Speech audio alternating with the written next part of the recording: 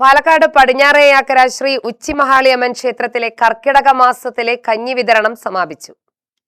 എല്ലാ വർഷവും കർക്കിടക മാസത്തിൽ എല്ലാ ഞായറാഴ്ചകളിലും 250 മുതൽ 300 പേർക്കാണ് കഞ്ഞി വിതരണം ചെയ്യുന്നത്.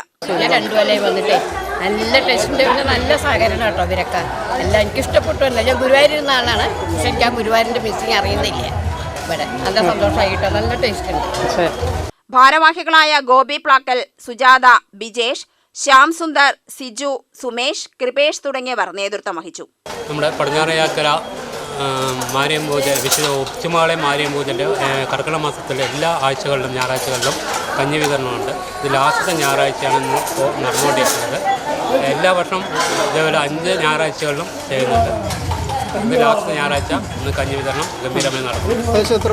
ഏകദേശം 250-300 പേരുടെ അടുത്തോളം വരുന്നുണ്ട്.